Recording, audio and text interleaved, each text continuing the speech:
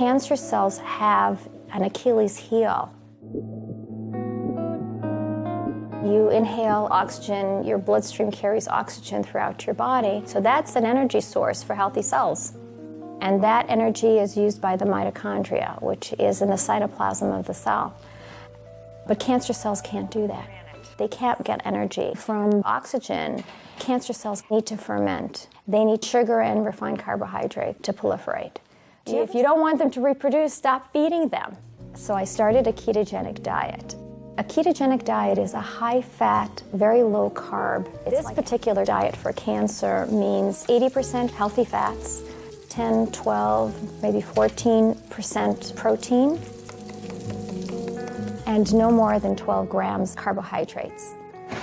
Oh yeah, look at how nicely it rose. All I was looking for was to prevent it from metastasizing. And surprise of surprise, it started shrinking. My tumor started shrinking. You can see it came out gorgeous. And what did I do that was different from what anybody else can do?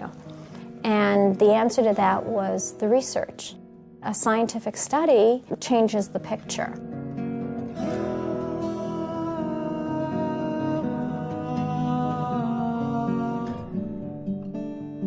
Cancer is described as an immensely heterogeneous disease. That's in fact a buzzword that's now very much in the literature. If you have a primary tumor, this cell can have this mutation, and right next to it you can have a cell that has different mutations, and the cells in the metastases have still different ones. And so what happens is, no matter how you target your cancer therapies, you're going to end up catching some of the mutations, and then some of them are simply going to be mutations you didn't hit with these particular therapies, and then those cells are going to be the ones that survive and come back to get you. But in some respects, the more heterogeneous the cancer gets, the more it tends to converge to a common metabolism.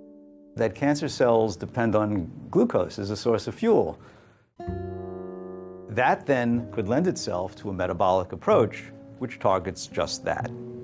I don't know that that's going to be the case in most cancers, but it still doesn't stop me from being optimistic about the idea of using diet as an adjunct to chemotherapies and other forms of therapies to improve the overall efficacy of treatment.